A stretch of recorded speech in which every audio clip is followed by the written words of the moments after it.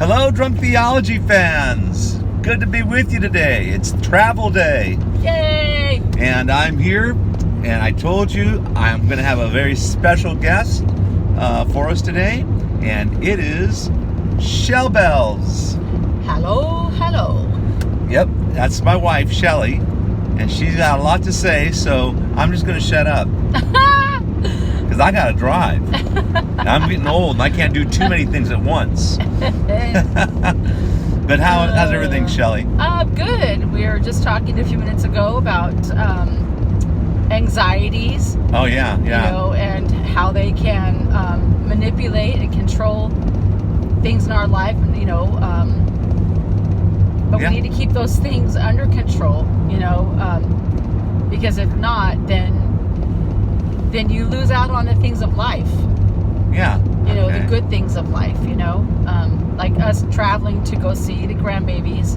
Mm-hmm. You know, in the last few weeks, we've had some issues at home with mom and dad. Right. Some health issues. Yeah. And I was afraid that we weren't able to go see, or I wasn't afraid to go see the kids because of that. But we got some good news about dad, you know, that they found no cancer. Yeah.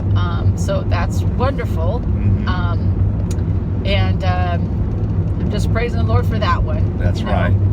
So we have a couple more things we got to deal with mom and dad, but it's okay. Yeah. Because God is in control, and I'm able to go see the grandkids. I haven't seen them since January, so it's been a long time for me. And they've grown a foot since you. Yeah, pretty much. I mean, Malachi was like right at my nose when I left him last, which was in January, and Rosalie sent me a picture of her and him, and he's about 2 inches taller than she is, which makes him as tall as me. So. Wow. That's like 4 inches. So, yeah, so I'm just like, what? He's only 12 years old, so he's going to be a tall kid. Yeah. But anyway. Well, I think Matt's right in telling me not to upgrade his golf clubs because because he's going to need some he's going to need adult some full-size ones here soon exactly. enough. So. Yep, it's growing too fast. All the grandbabies are growing too fast. Yeah. But yeah. So tell me how, you know, one thing you may not know about Shelly is that Shelly is one of the heroes of this country. And that's because she is on the front lines. Yes. And she is not a medical nurse or anything like that. She does something much more important for you all. Yeah.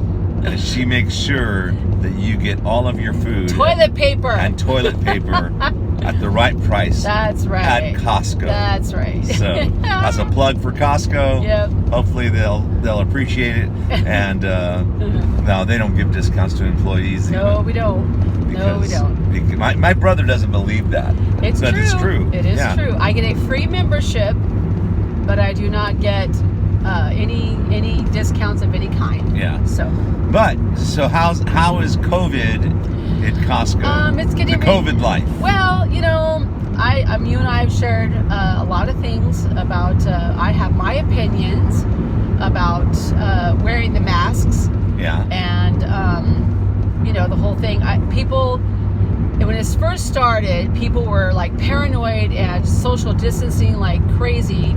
You know, you have people having baskets and don't get by me and that kind of nonsense, you know. Yeah. And then all of a sudden it got more relaxed. People got more comfortable. They still have to wear their mask because that's the rule of Costco. You know, if you want to come shop there, you got to wear your mask. Yeah. Some people try to get away with it, which I say more power to you, but that's just my opinion. You know, but they're not social distancing anymore. They're getting closer and closer together. And even standing in the lines, they get closer and closer together. And I look and think, well, why is that? You know, why are you not worried anymore? You know, because we don't see the outbreak that the news media is saying that there is. We don't see, because, I mean, thousands of people come into Costco every day, just at my location, every day. And if it's that bad, then why are there so many people still coming in to the store? Yeah. And all the employees are still there. Some have taken leave because they have underlying conditions themselves. So they've taken leave during this time, which, you know, if that's what you need to do, that's what you need to do, and that's okay. But it's just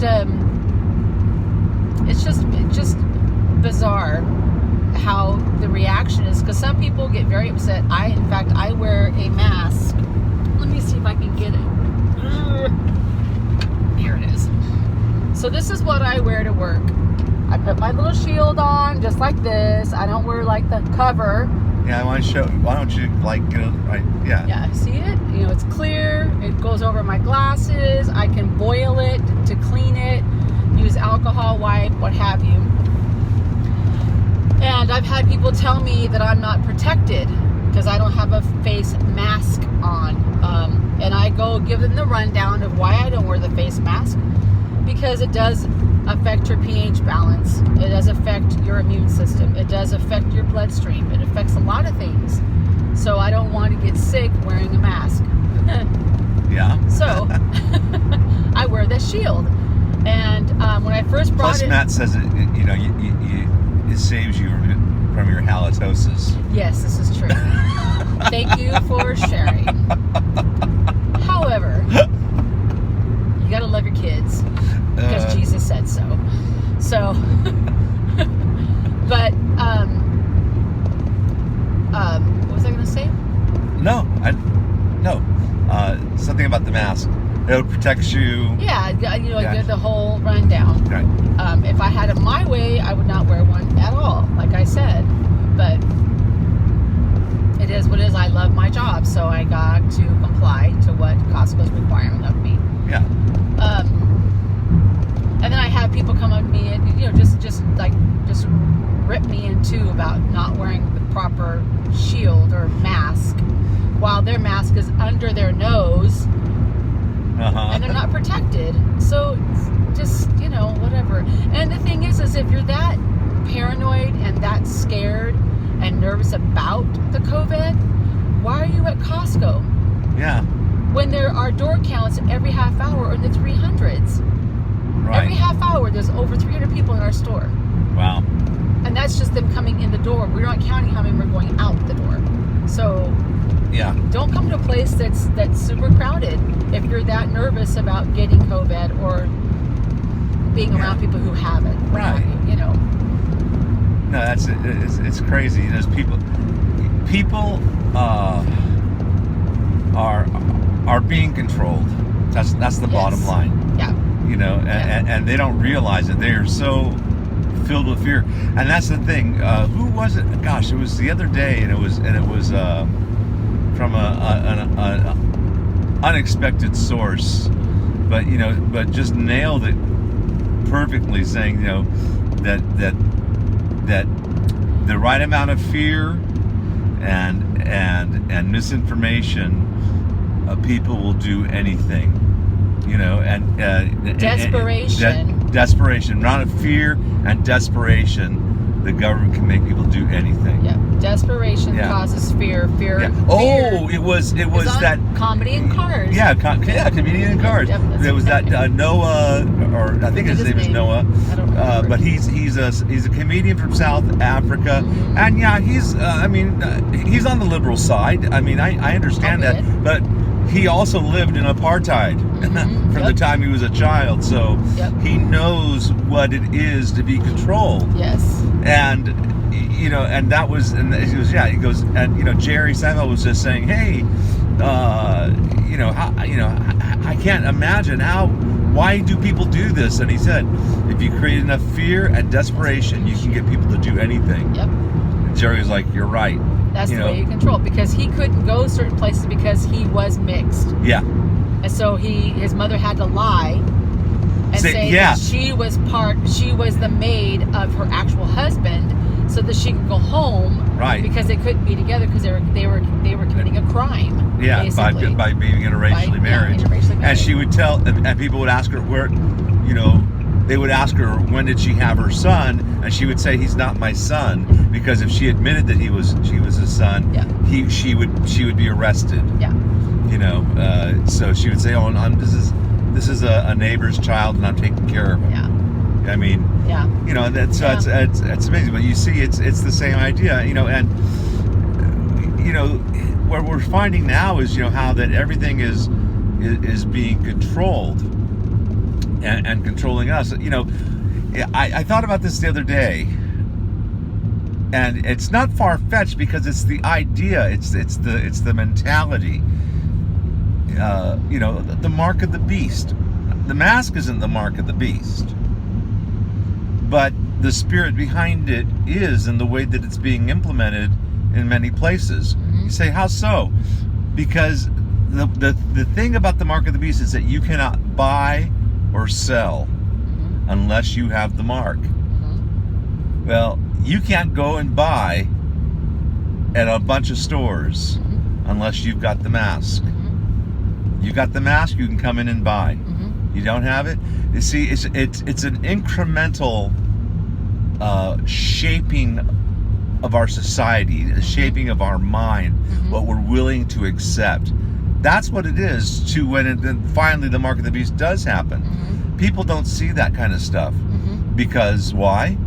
Fear and desperation. The desperation for toilet paper. Right.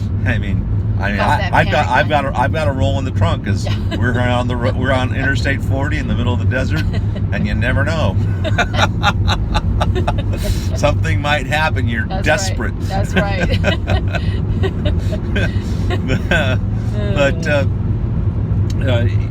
That's just an interesting thing. I know that Shelley just she was reading me today something that about Q. Yeah, if I can. Yeah, if you can pull that up, that was great information regarding the wearing of masks.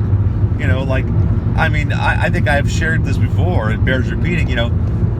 I pretty much don't wear a mask, and there are very, very few times. There have only been maybe 3 times now that I've actually worn the mask, and one was because I wanted sushi, and it was bad. I wanted sushi bad enough to do it, so I did it, and I'll never do it again. Sushi, because it was just a terrible experience seeing all these sheep not looking at each other, separated by 6 feet, waiting in line, and no one talking. It was bizarre. It was an episode of the Twilight Zone. It was strange to me. It was just,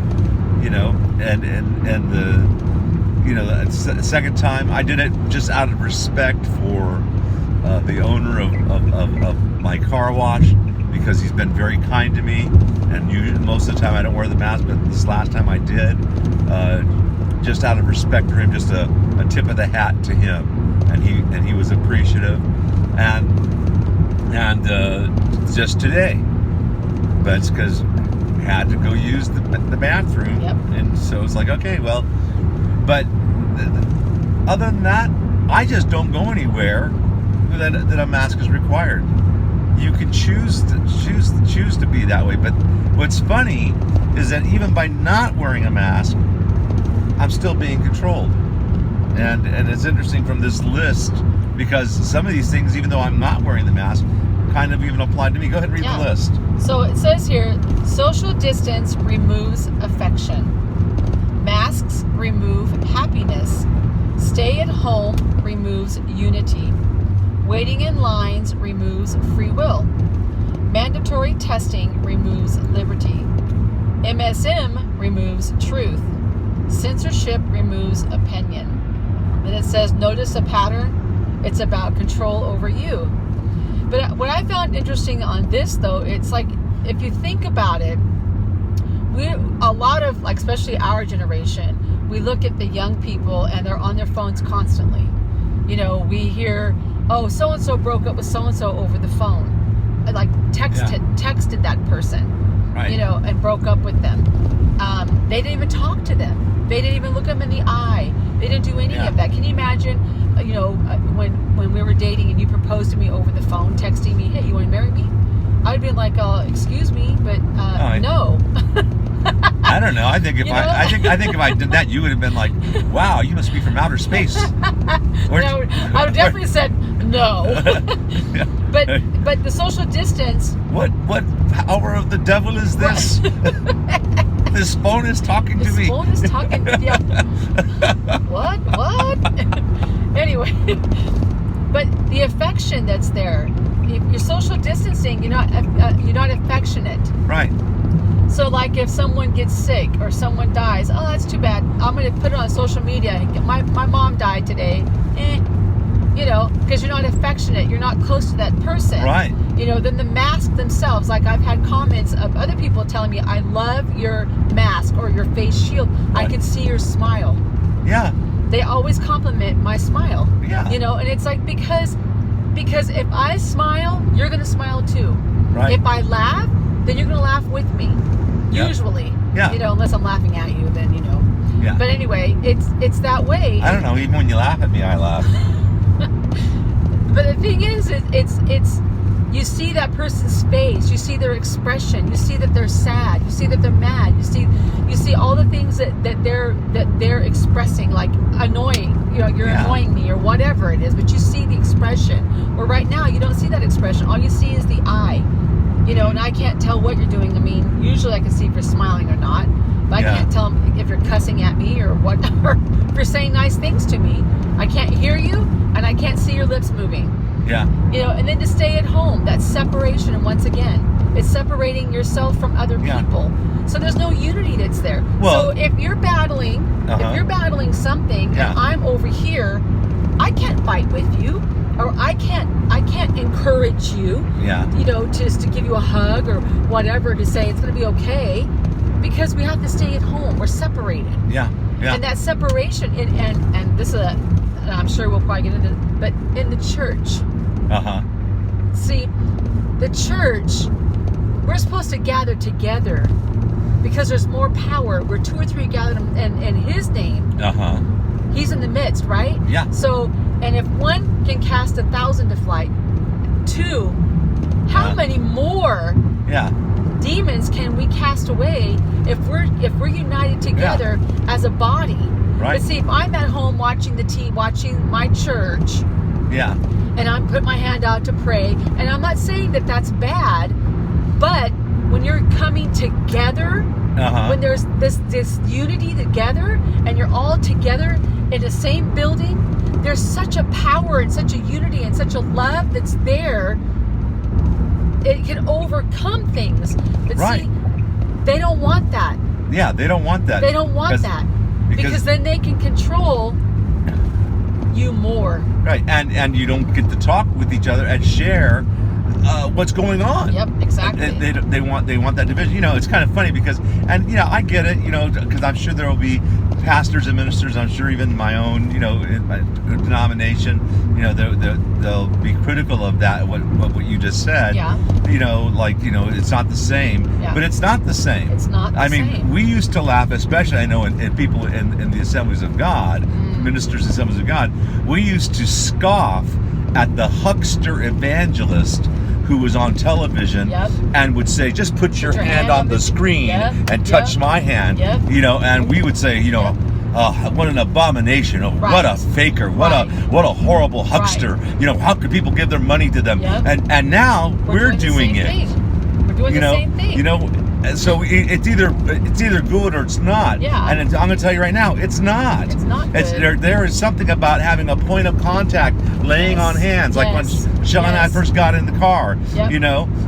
She just immediately grabbed my hand. I knew, okay, she wants to make out. And then she looked at me, and was like, no, we're gonna pray. Oh, okay.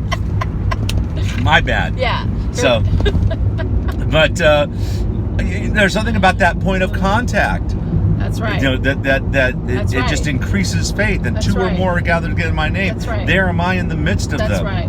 And the church needs to wake up on that. I mean, imagine, because one of my kids, they had to make reservations to go to church. Reservations to go to church. Yeah. That is just what? I don't get it. So she's like, I'm not going to do the reservation, Mom. I'm not making the reservations to go to church.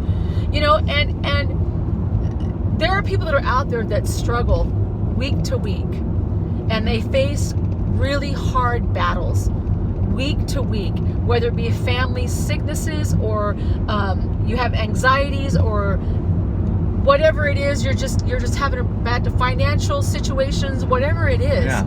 You come to church and you feel like, ugh, I can just sit here and just rest and be fed. And I can enter into the worship, and I can feel other people singing around me. I hear them singing around me, and I can feel them praying around me. When you're having that TV church, you can't hear the other people praying around you. You can't hear them singing around you. Yeah. So where's the encouragement? Where's the person coming to say, you know what? I just feel like the Lord's telling me to pray with you. Yeah. Can I pray with you right now? You know, can I you just need a hug. I sense that you need a hug. Yeah. You know, but of course that requires discernment, which a lot of us don't have discernment, which is really bad, because you should have discernment as a Christian. Yeah. That's just an underlying whatever. Anyway, I can. But that's one thing you should have, is discernment, so that you know what is right and what is wrong, what is true. And this whole separation of the church, keeping everybody apart. Yeah. That's not of God. It's not of God. It's not of God. I'm sorry, but it.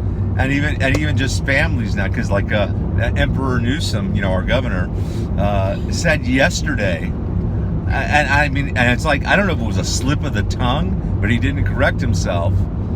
He said, you know, during this 4th of July celebration, you must not gather together with your family. You must stay in your home. Wow.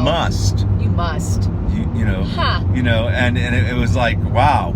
And the way he said it was like a commandment, and it was like, you know, and it was like, wow, it's incredible. You know, it's like, you will do this. Yeah. You know. Well, you know, and it's just insane. It is. It's just and like what we talked about before, the control. Not to have any parties at all. Yeah.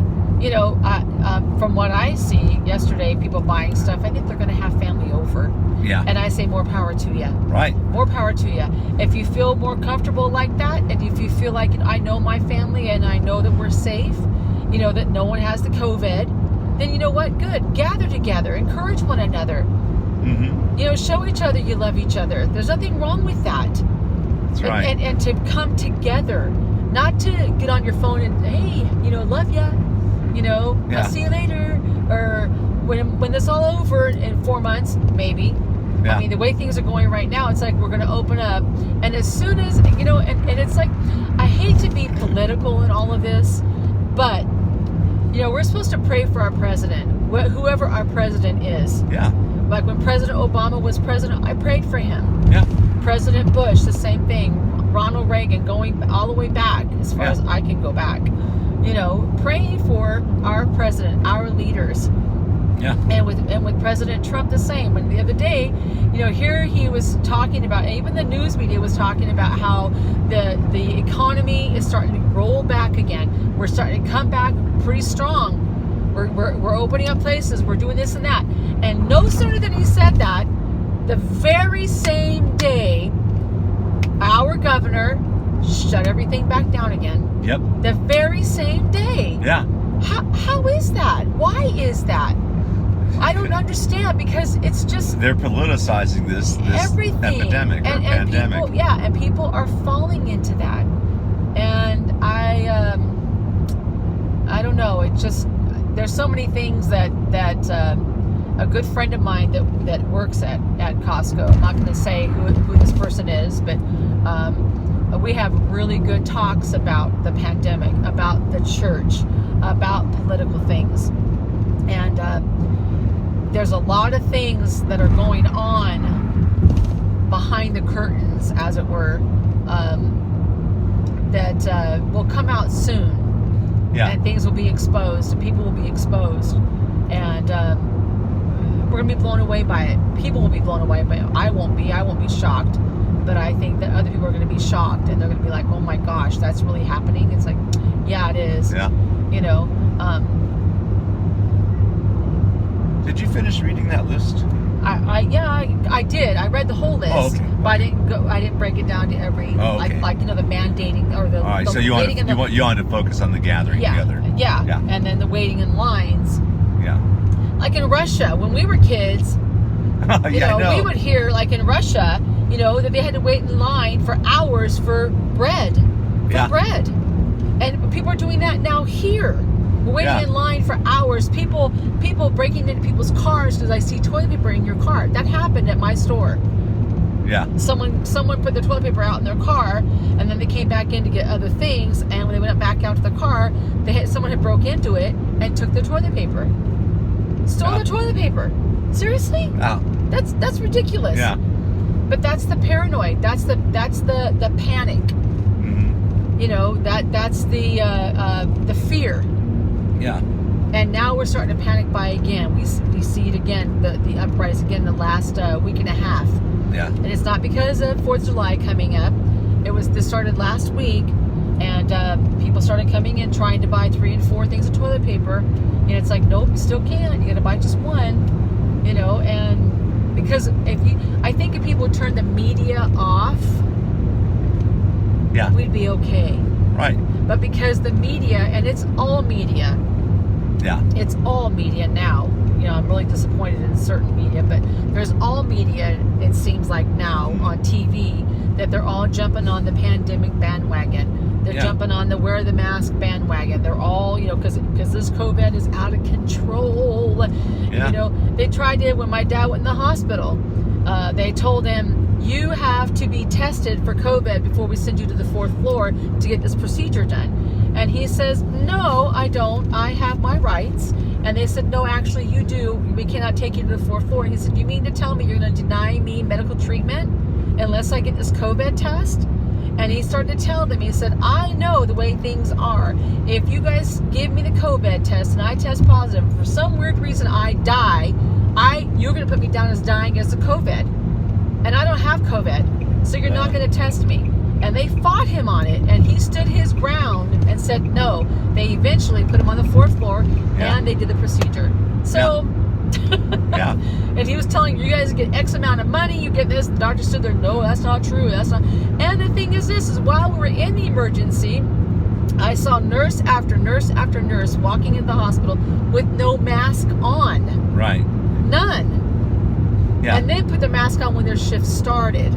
Yeah. So either they're bringing the COVID in and then taking it back out with them and spreading it, Uh-huh. or it's not as real as it really they Yeah. say And that yet, it is. you can't enter the hospital without the mask Yes, on. they told us we had to wear a mask. I had my shield on. Yeah. They said, you have to put a mask on. And I said, no, I'm not doing that because I have my shield on and I am protected. And I went down the line once again about having my mask and why I would not wear, or have Yeah. my shield and would not wear a mask. And so the guy backed off and walked away because he knew that I wasn't going to play his little game. Yeah. You know, and the emergency room was not packed like the media says it is. It wasn't, and this is a big hospital too. So, you know, and it's a well-known hospital. So the place was not overwhelmed and packed out. You know, like the media plays it to be. So there's a lot of things that we need to use wisdom. Yeah. If you know, I mean, I'm not saying go out there and just be all willy-nilly everywhere, you know, do whatever you want to do. We need to use wisdom. Right. If you feel like, you know, I should wear my mask around certain people, then do it. Then do it. Out of respect for those people, then do it. Yeah. You know, I mean, don't be jerkified. Right. you know? And I would say, like, if there was a church like your parents' church, Yeah. that is bold enough to say, you know what, we're tired. Yep. We're all old anyway, Right. and you know, we're gonna meet. And Now, they, and they do, yes, they do. but they do their own little thing. They Yep. take temperatures. Yes, they do. I think if masks are voluntary, Yes, they're voluntary. you know, they sit apart from each other. Yeah. I mean, in other words, the people. It's like the government thinks that we're irresponsible. Uh-huh. No, we're willing to say, okay, the COVID exists. Right now, we need to. It's spiking. Right now, we need to take precautions. Uh-huh. Because the truth of the matter is, it's funny. I told Shelly, I think this is going to go until November of next year. Yeah. I don't know why. I just feel that. I heard a doctor yesterday said this is going to be with us for at least a year. Because by the end of summer next year, this will all be over. Yeah. You know, and I believe that. And so we've got to learn to function. Yeah. You know, we got to learn to function as a society. That's what his point was. Yeah. That we have to learn to function as a society in the meantime. You know, and that's fine. But this prohibition stuff is crazy. Yeah. But we also have to understand there's so many people out there that are out of work. I mean, I have, for instance, both my daughters have been affected severely by this. Right. And especially the youngest one, she's been affected really bad because she's in the tour industry. And so there's no tours, there's no nothing, which means she has no job. You know, and she's been looking for a job, but right now people aren't hiring. Yeah. So what's she supposed to do? You know, she's like desperate out there, so she's just trying to find something. I mean, she's receiving the pandemic unemployment, which means she gets 1/3 of what she would normally get as just an unemployed person, because they put her on a pandemic unemployment. Yeah. Which is very sad, because that means she's struggling even more so. Yeah. And her boss is saying, you know, that all tours are canceled up until October, which means she's not going to have a job. So just pray for her. Pray for her that the Lord will just open up the door for her to get the right. Rachel. Rachel. That Lord will open up the door for her to get the right job at the right money. For the right hours, everything, and I know that God's able to do that. You know, but there's so many other people that are out there that are affected, that are really badly affected. They can't pay their rent. They can't, just pay their bills. They can't do anything because they're not getting their regular, their salary. They're not getting their money that they would normally get on the job. And if this thing is going to continue on, it's going to be a while for our economy to come back. And then on the flip side, there's those people who, one of my coworkers, her kids work at the happiest place on earth. Oh, okay. Yeah. And they're all getting $2,400 a month each. Yeah. Crazy. So it's like, and they all live at home with mom and dad. So it's like, huh?